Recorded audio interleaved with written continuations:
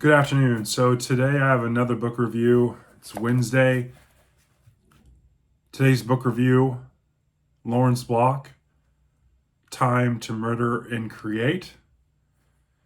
This was a fantastic book. This was really fun. It's a short book, 190 pages. This is book 2 in the Matthew Scudder series. This book was written in 1976. So 2 years before I was born. But this is such a fantastic book in the sense that the whole premise of it is very well done, and I'll get into that in a minute. The pacing is really fast paced. There's lots going on. You don't really feel like in previous Lawrence Block's books where some of them get a little wordy. This one was just the perfect pace.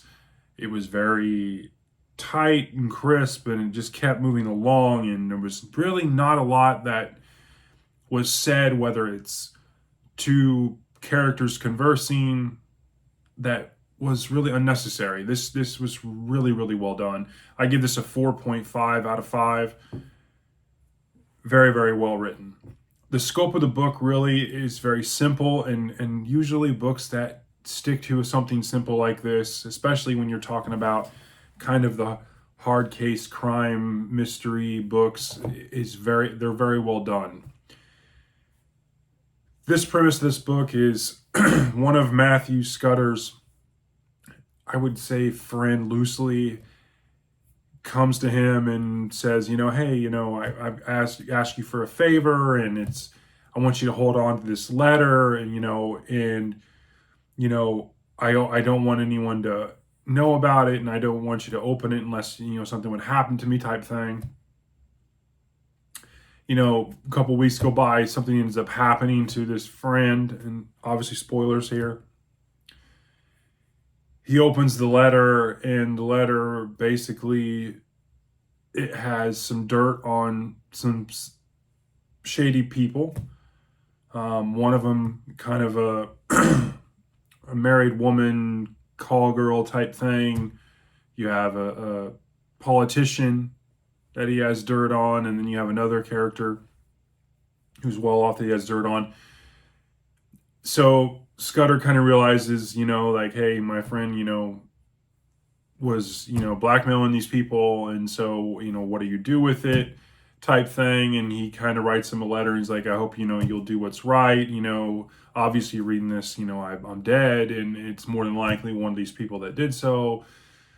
And so it's interesting because Scudder kind of introduces himself to each one of them, and, basically how he plays it is he sets up to be like, I'm going to take over and you're going to pay me whatever you're paying him, or what, and Scudder's laid back attitude and his personality kind of come through. And then, so you're kind of going along thinking, okay, is he really going to do this? Like, he's going to do a continuation of this blackmail job with these people.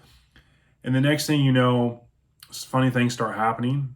People are trying to attempt to kill him. And the next thing you know, he's uncovering, who it might be. And then he's having the cops kind of, go after one person, and then it leads to believe, and it's like kind of a whodunit at the very end. It's very, very the pacing is just perfect. Like, you cannot just, I devour this in like 2 settings. And so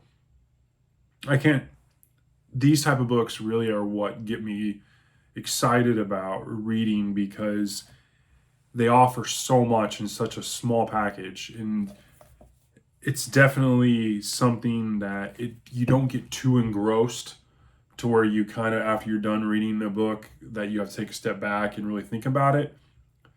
And you need time before you would ever kind of, want to dive back in or reread it. This is a book that you can read, and then 2 months later you could reread it again, because it's very intriguing.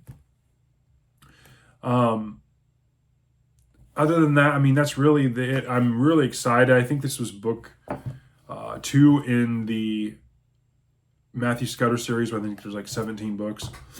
I've read now 4 of them, And so I plan on adding a bonus book to this week's reading. I've got In the Midst of Death, which is book 3 in the Scudder series.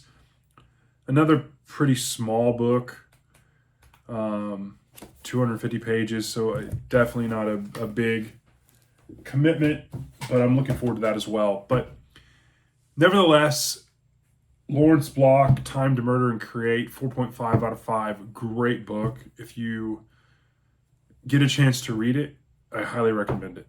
Thanks.